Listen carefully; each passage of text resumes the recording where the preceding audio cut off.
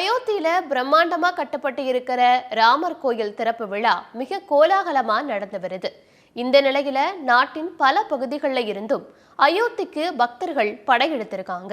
மேலும் பிரதமர் நரேந்திர மோடி 11 நாட்கள் விரதம் இருந்து ராமருக்கு தொடர்பான பல கோயிலுக்கு சென்று வழிபட்டு இருக்காரு.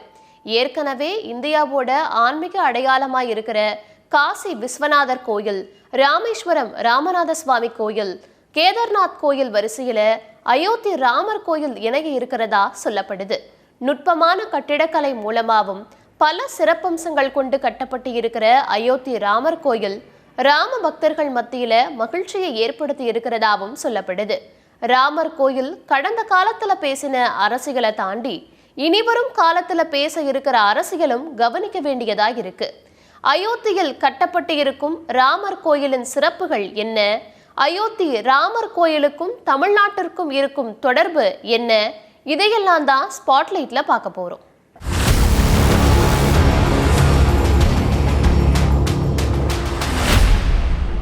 அயோத்தியில 2.7 ஏக்கர் பரப்பளவில் 3 தலங்களோட ராமர் கோயில் கட்டப்பட்டு இருக்கு. சந்திரகாந்த் சொம்புரா அப்படின்ற மூத்த கட்டிடக்கலை நிபுணரை கொண்டு ராமர் கோயில் கட்டப்பட்டு இருக்கு.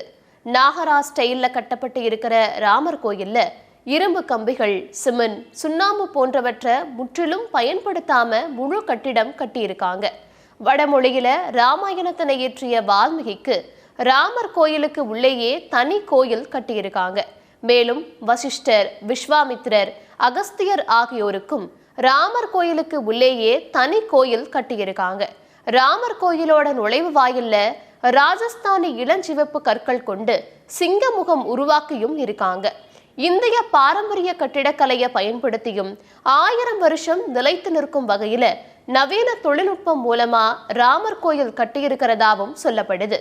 மேலும் தரமான கிரானைட், பளிங்கு கற்கள் கொண்டு கட்டப்பட்டு இருக்கிற இந்த கோயில் பூட்டு சாவி அடிப்படையிலான பொறியியல் முறையில கற்கள் இணைக்கப்பட்டு கட்டியிருக்கிறதாவும் சொல்றாங்க. இஸ்ரோவோட தொழில்நுட்பமும் கட்டுமானங்கள்ல பொருத்தப்பட்டு இருக்கிறதாவும் கட்டிடக்கலை நிபுணர் சொல்லியிருக்காரு. கோயில்ல நித்திய மண்டபம், சபா மண்டபம், பிரார்த்தனை மண்டபம் உள்ளிட்ட 5 மண்டபங்கள் கோயிலுக்குள்ள இருக்கு.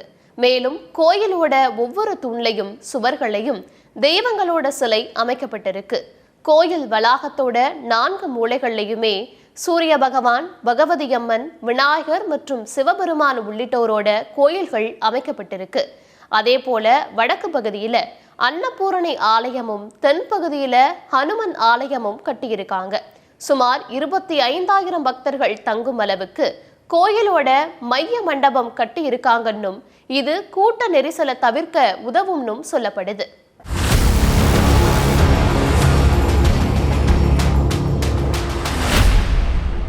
அயோத்தி ராமர் கோயிலுக்கும் தமிழ்நாட்டுக்கும் பல நெருங்கிய தொடர்பு இருக்கிறதா சொல்லப்படுது. மேலும் பிரதமர் மோடி ராமர் கோயில் திறப்புக்கு முன்னாடி தமிழ்நாட்டில் இருக்கிற ராமருக்கு தொடர்பான ஆன்மீக தலங்களுக்கு சென்று வழிபட்டு இருக்காரு.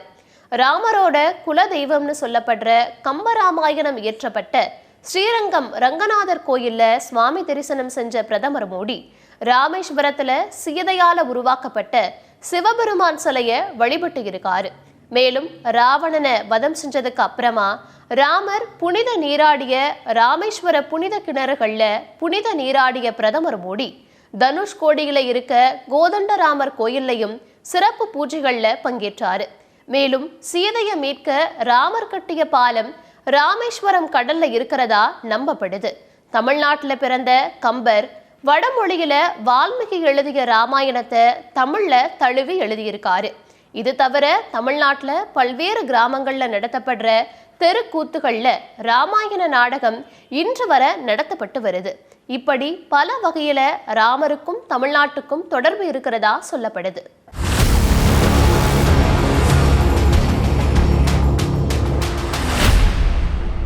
அயோத்தி ராமர் கோயிலை ஆதரிச்ச சங்கராச்சாரியார்கள் திறப்பு விழாவுக்கு பங்கேற்க மாட்டோம்னு அறிவிச்சது கவனிக்க வேண்டிய விஷயமா பார்க்கப்படுது. பிரதமர் மோடி ராமர் கோயிலை திறக்கிறதுக்கு எதிர்ப்பு தெரிவித்த சங்கராச்சாரியார்கள் சமூக ரீதியா பாகுபாட காட்டுறதாவும் பிரதமருக்கும் சேர்த்துதான் நாங்க போராடுறோம்னு திமுக மாதிரியான எதிர்க்கட்சிகளும் கருத்து தெரிவிச்சிருந்தாங்க.